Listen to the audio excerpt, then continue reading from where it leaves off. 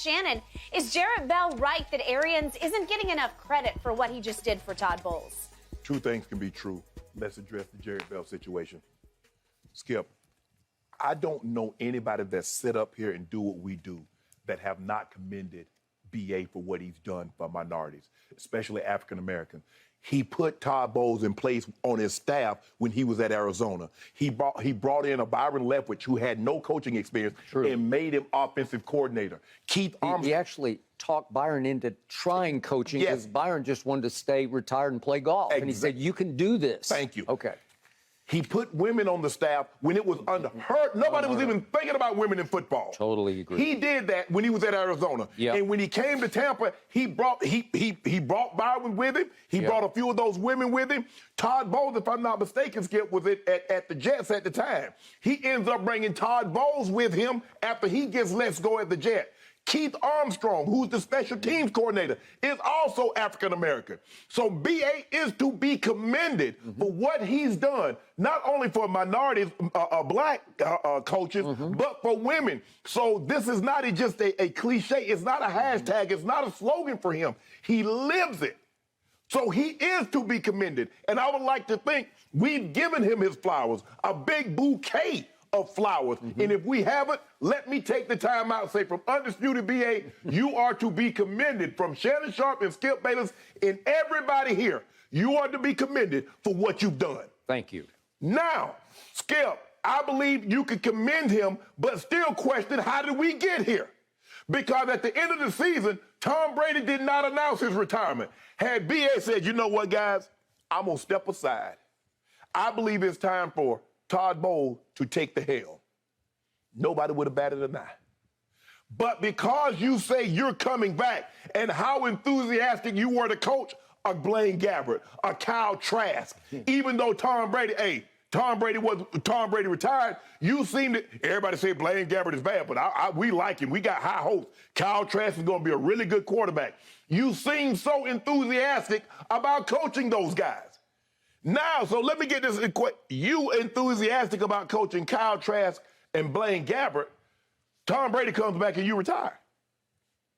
That's what people are confused by because you had ample opportunity to do that right after the season. It was March, late March, all the coaching vacancies has been filled.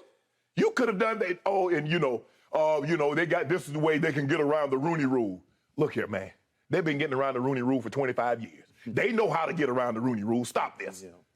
So for me, I think, Skip, that's the question. But here's the thing, Skip. I'm going to leave you with this, and you tell me what you think. No black coach has been under more pressure than what Todd Bowles is under. Because this is only the 12th time since 1963 a minority has been given a second chance to coach. Because what they normally say is that, okay, black, you got to go rebuild. Okay, build Arizona, Steve Wilkes. Okay, build the Jets, Todd Bowles. Okay, Marvin Lewis, build Cincinnati. Yeah. You have the de facto, the greatest quarterback to ever live, and he's in your lap. Yeah. If you do not win with him, what are the owners going to say? Todd Bowles got a second chance, and he got a second chance with Tom Brady, and he did what? So the amount of pressure. Okay, but you should love that pressure, right? Yes, but I'm just saying. Yes, it is. The amount of pressure that he's under to be successful. No doubt. No other black coach has ever experienced anything like this in the history of the NFL. Unless when Dungy handed off to Jim Caldwell, it was in the ballpark. Right. But go ahead. Yep. But Jim Caldwell hadn't been given a second chance. That was his first head coaching job. Yep. Skip. And Todd was 24-40 with the Jets, but he did have the 10-6 year in which they didn't make the playoffs. Yes. So I commend him. But for people to say, oh, yeah, that was a great gesture by BA, it was a great gesture. I'm just questioning how did we end up getting to this gesture. I believe Tom Brady played a role. It turned out, Skip, the cake turned out great. I forgot the cake was in the oven, had a phone call, somebody knocked on the door, and I remember just in time. And I ran and took the cake out, and it didn't burn. That's what we had here. We got a situation that turned out great, but how did we get here? I don't believe we got here under ideal circumstances. I just refuse to believe that, although I'm happy with the ultimate outcome. Okay. Thank you for everything you just said. I co-sign every point you just made. We both know Jarrett Bell. We've had him on the show numerous times. I'm his biggest fan. I came up in the business with him, and I appreciated that he strode out to the end of the limb and said, I'm planting a flag out here because I want to underscore the fact that something shocking just happened. And something beautiful just happened. And he wanted to give B.A. his flowers as he walks into the Tampa sunset, walks up the stairs to the GM's office. And he's going in the Ring of Honor. And he's going in the Ring of... Beautiful. Okay, got it. And in Jarrett's lead, he says that this coach, Bruce Arians, for years has championed diversity for the NFL coaching ranks more passionately than any other white coach in the league. And we're good. White coach? Any other black coach? Yeah. So Jarrett's conclusion is, at the top of this piece is, he passed the torch to Todd Bowles and stepped down. I'm sorry, Jarrett, you lost me there. I will go to my grave believing this was all about Tom Brady. Yeah. I believe that everything that transpired thereafter was a beautiful coincidence. Correct. And it was. It was a perfect counter-narrative. It was a fairy tale ending to what had become, in my view, a nightmarish situation for Thomas Edward Patrick Brady Jr., one that he had decided he could no longer live with in Tampa as a Buccaneer. So it's clear to me, as I told you from the start, Brady didn't retire from football. He retired from the Bucs. He was trying to break away from the Bucs and open up opportunities for him to test the water with the Shanahans in San Francisco. They said no for a second time. There was the possibility he could go with Sean Payton to Miami, and the door got slammed in his face because of the Brian Flores lawsuit, and all of a sudden everything changed. Correct. And then he comes back to Tampa and he says, look, I just can't live with this anymore. I love the guy, because he does love the guy, and everything he posted, I believe with all my heart and soul. He just didn't love playing for the guy. He loves working directly with Byron Leftwich, and Bruce wouldn't allow that, because Bruce has coached Peyton Manning and Andrew Luck and Ben Roethlisberger and Carson Palmer. And I am the head coach. I get all this. Y'all working closely together. There's a big ego going on there. Of course. And yet he often brags about, I coached all those guys.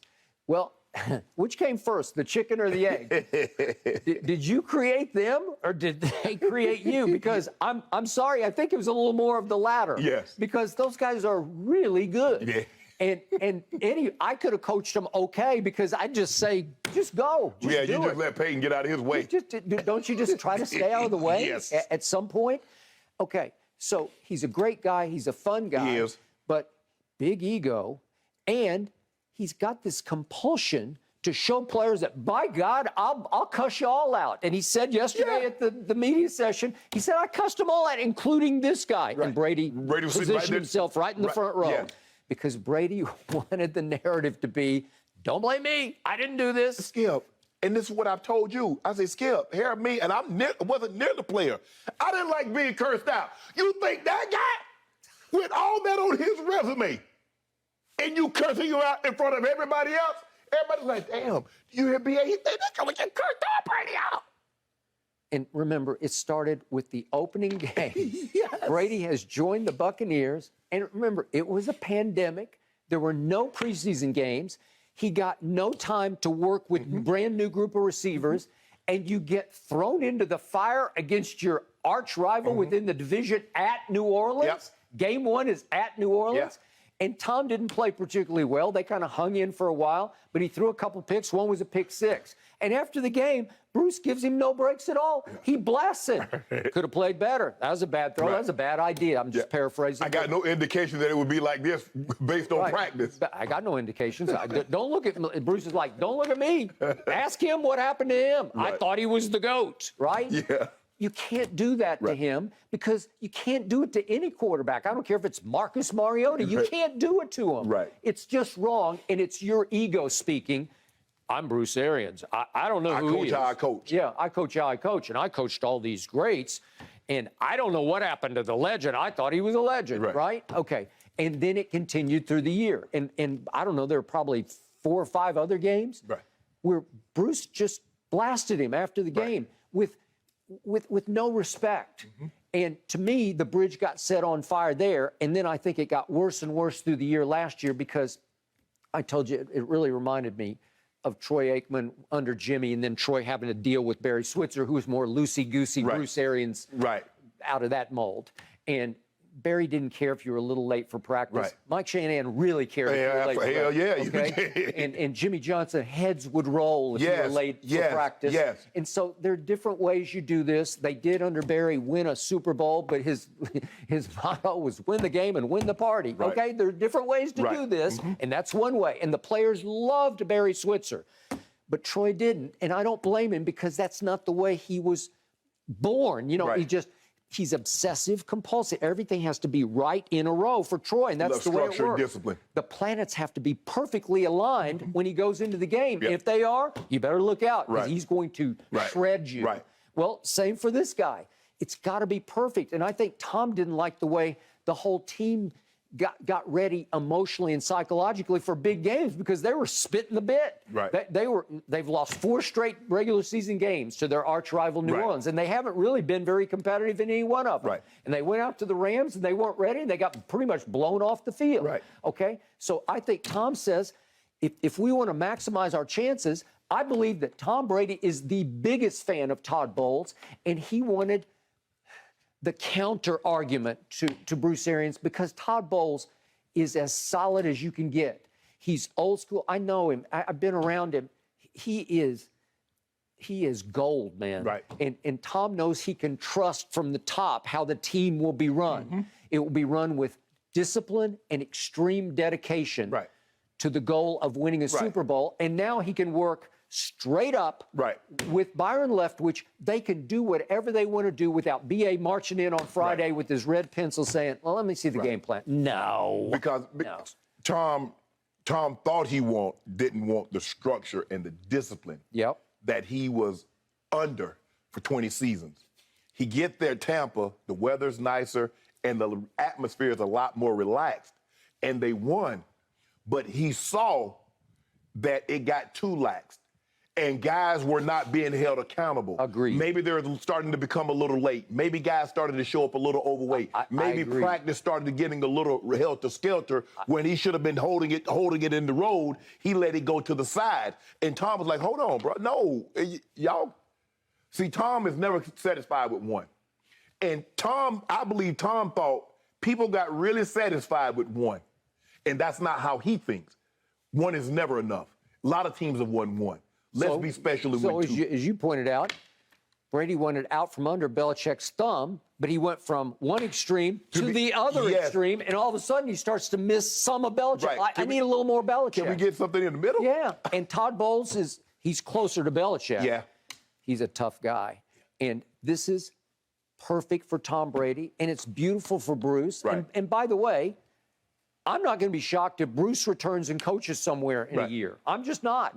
No, I'm not going to be surprised either. The difference between Coach Belichick and Todd Bowles is that guys make a mistake, or B.A., let's just take B.A. and Todd. B.A. cursing people out. Todd, guy makes a mistake. You saw what he did? He put his arms around and said, son, we can't have that in that situation. But he says it in a way that son is going to listen.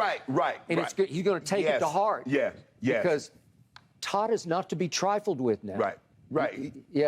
He's his own man. And again, commend B.A. B.A.'s known Todd Bowles. He was a player under B.A. when B.A. was the head coach of Temple. So this relationship goes back 40 years. Yeah, Todd said, I've gone from son to nephew to cousin to brother with him, all with him.